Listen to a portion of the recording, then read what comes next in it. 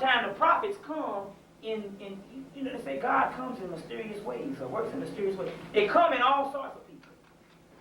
And you see what I mean? And so we have this going on now, that, and we need to understand some things. That the brothers in the Nation of Islam might not be talking some of the same things that some of the scholars are saying, but the underlying current to all of this is that they all have the same principle. You see? And we are sitting up fighting over how it's presented, and we're missing the whole boat. And like I said before, the key carbon concept of all is you should understand that we got a common enemy in the white people. You see? And we should, and as far as I'm concerned, I don't give a doggone who you are and what your ideology is. If you got that same belief system, you all right with me. Because we should support everything the white man opposes and oppose everything the white man supports. So we got these doggone black leaders that's coming out, and you see them on TV all the time. And you don't know the ones I'm talking about. And every time you turn around, the white man got a form, they're sitting on it, and the white man has the most visual in his great deceiver called the TV set. That's not the man to look at. It's the people that you never see.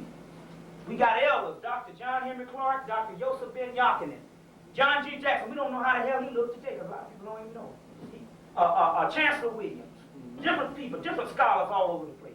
Asa Hilliard, Charles Finch, Leonard Jeffries, you see, Naeem Akbar, Sister Kepper at First World Alliance in Harlem. We have Frances Cress Wilson. What's the girl? Donna, what's the girl she's talking on?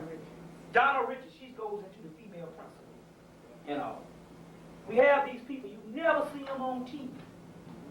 You understand what I'm saying? And when they do put a brother on TV, 98% of the time it's to discredit them. And you watch when they put people on Donahue and all these places. Donahue act like he's the biggest liberal in the world. But it's one thing, Donahue, he said, well, I'm with you and I understand the struggle of black people, but in a way, I want to ask you this question. And next thing you know, he asked a question that got the white audience riled up, and before you know it, you came on and you didn't get your point off, because once you get people mad, they don't want to hear any kind of common sense.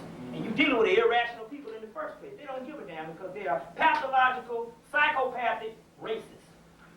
You see. And so, these are the things. So these people that we see, that the man gives us, we need to take another look at them.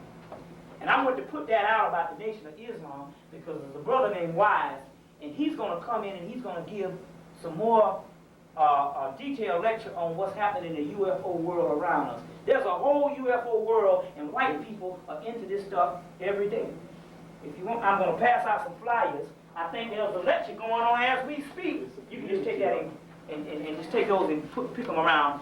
And there's elections going on as we speak in this community. It's a small community, but it's not small because it's a small community, but it's in every city. And this thing is big among white people. It's big among white people.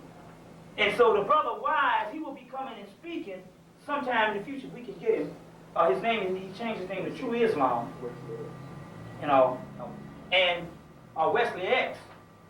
And he said that he was very, he said he was very, he didn't want to, he just joined the Nation of Islam. Now he goes to Morehouse and he studies all this. He said he just joined the Nation of Islam.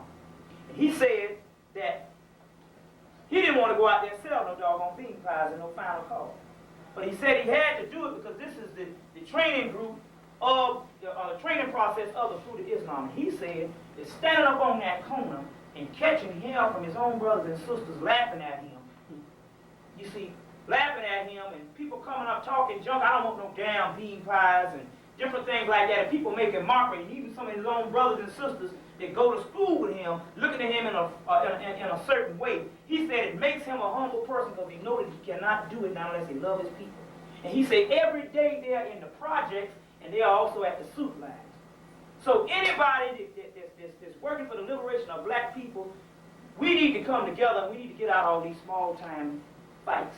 Because, you know, the white man has always kicked our ass by starting a fight among us. And this is the last thing we need to do going into the 21st century.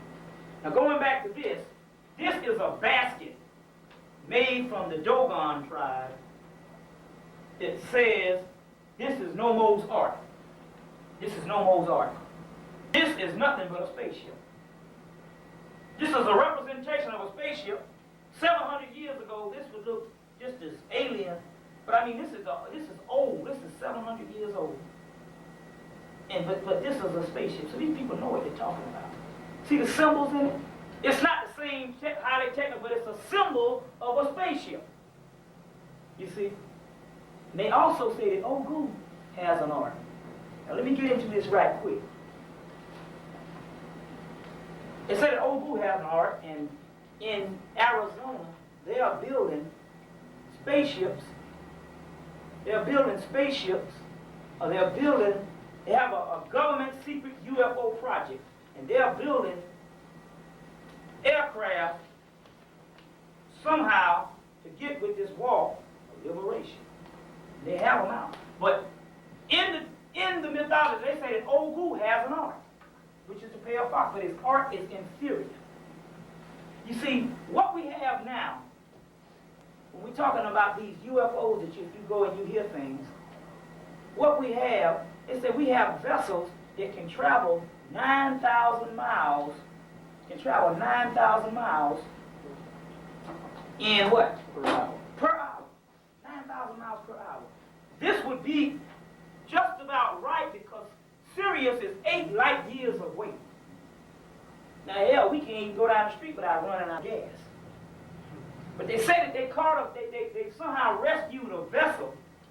And this vessel, they have it in Arizona because they have a secret UFO force project going on right now with that village. And you can get a lot of this stuff in Bill Cooper's book, Behold a Pale Horse. And they got all the government documents.